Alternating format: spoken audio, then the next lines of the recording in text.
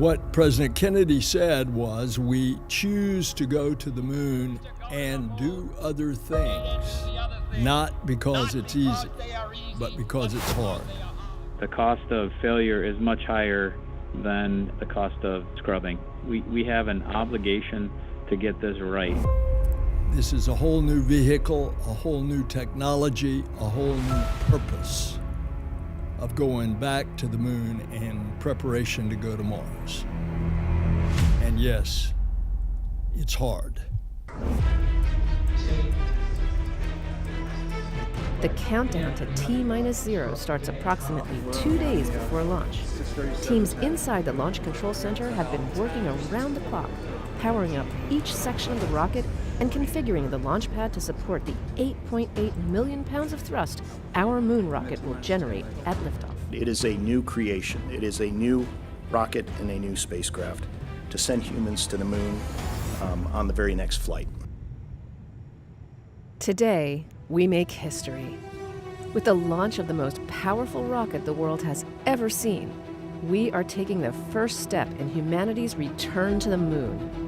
I can tell you there's an energy and there's an excitement around the Kennedy Space Center, I would say, across the agency and all around the Space Coast as we get closer and closer to this launch. This mission will validate that the rocket and capsule do perform as expected before future Artemis missions send astronauts to the lunar surface. We have worked really hard to get here.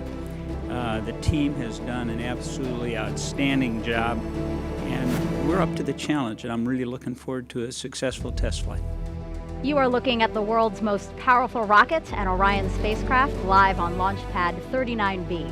Artemis 1 embodies the hard work of thousands across the world determined to explore for the benefit of all. I'm Megan Cruz, and this is NASA astronaut Kayla Barron. When I first walked up and saw the view from the desk here, I was just blown away. This is the moment when it comes to the countdown, and then tension starts, and well, let's cross fingers, everything works well. Tension is rising, and we are fully excited here.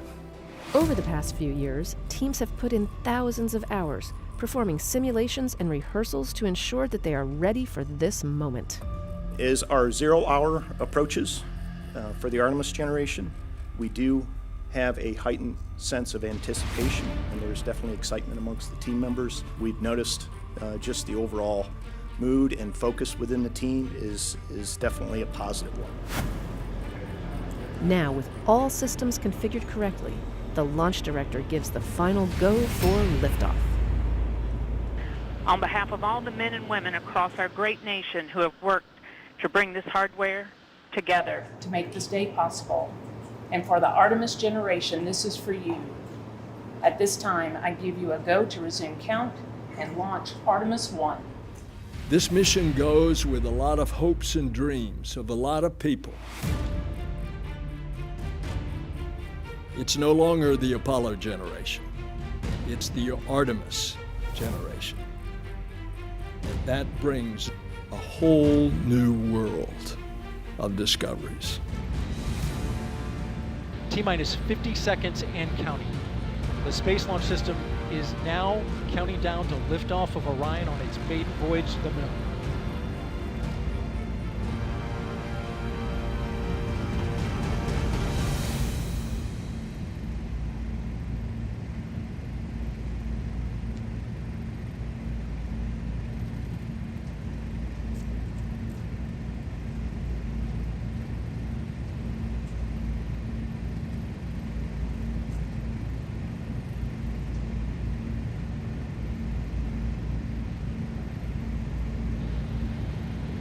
And here we go. 10. Hydrogen burn-off igniters initiated. 7, 6, 5. 4-stage engine start. 3, 2, 1. And liftoff of Artemis 1. We rise together back to the moon and beyond.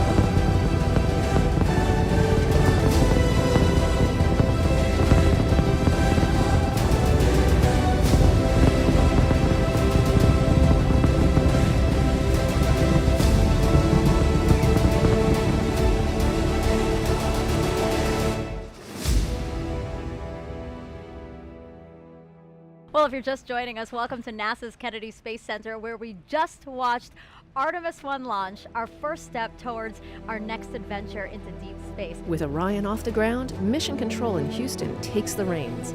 Our nation is returning to the moon. And we have worked hard as a team. You guys have worked hard as a team for this moment. This is your moment.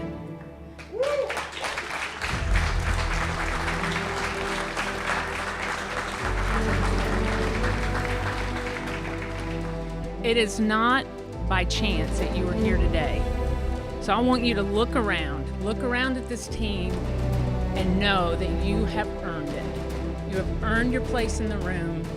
You have earned this moment. You have earned your place in history. The successful launch of SLS is just the beginning. Orion will spend the next several weeks journeying around the moon, sending flight data back to teams here on Earth for real-time analysis. During its mission, Orion reached speeds traveling about 30 times as fast as the speed of sound.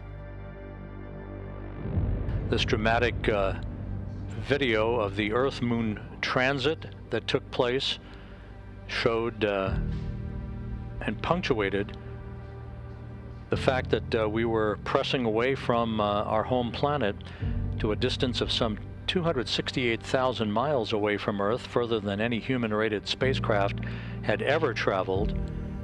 For a spacecraft designed to return humans to Earth, eclipsing the mark set by the Apollo 13 vehicle back in 1970.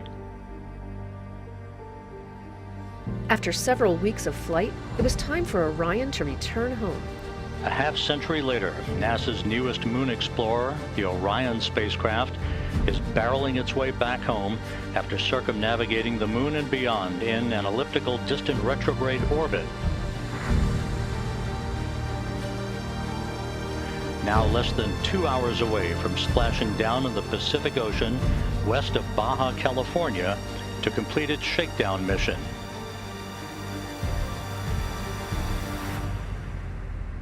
Like the Apollo missions of the past, Orion will have to endure incredibly high temperatures during re-entry of Earth's atmosphere.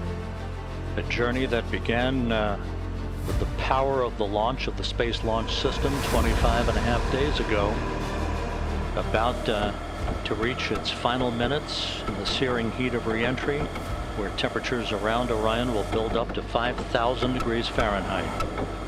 While re-entering Earth's atmosphere, the spacecraft slowed to about 300 miles per hour.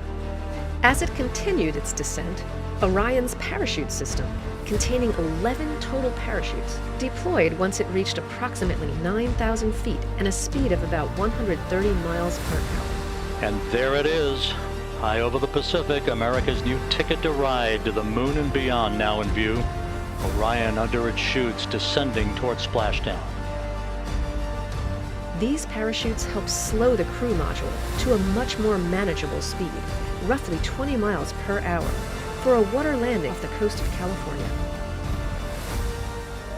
Splashdown. From Tranquility Base to Taurus Littrow to the tranquil waters of the Pacific, the latest chapter of NASA's journey to the moon comes to a close. Orion, back on Earth.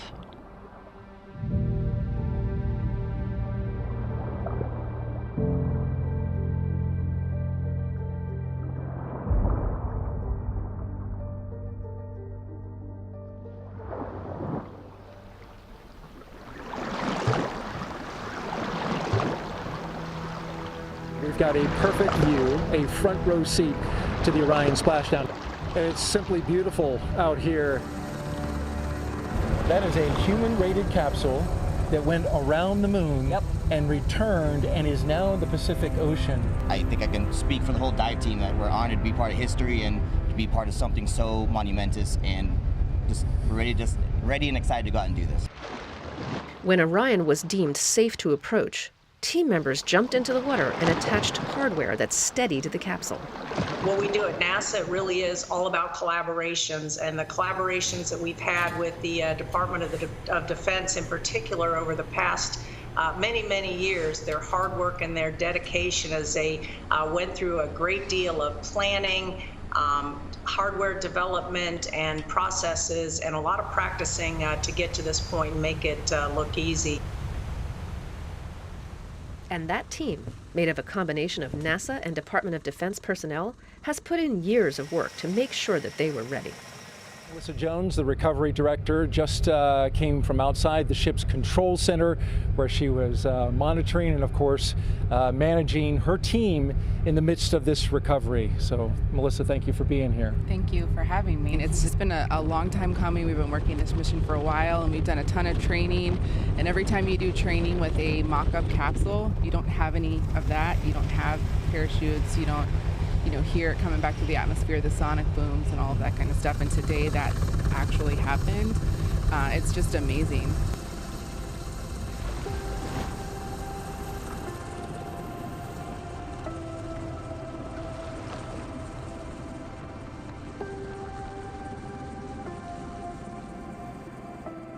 You know, this mission, this spacecraft and this team exceeded all expectations. For the last 25.5 days, we've been every day looking ahead to the next flight to see how we can improve on where we are today so that we can fly a safe and successful mission with our astronauts next time around. Once stabilized, the team secured the spacecraft with hardware and rope assemblies and towed it to the Navy ship. The dive team then connected Orion to a series of ropes from inside the back of the ship, known as the well deck, to safely and securely pull the capsule inside.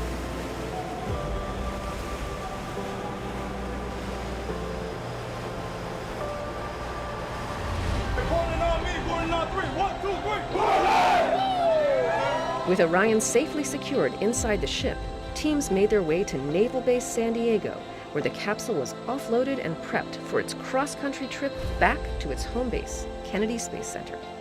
This is really the start of a campaign of several missions to get humans back to the moon and beyond to Mars. So there's still a lot to be done, and this is just the beginning. Kennedy just stunned everybody with the Apollo generation. I believe that this nation should commit itself to achieving the goal before this decade is out. And said that we were going to achieve what we thought was impossible. Of landing a man on the moon and returning him safely to the Earth. Many things have happened since, but we knew we were going back. This is the program of going back to the moon to learn, to live, to invent, to create in order to explore beyond.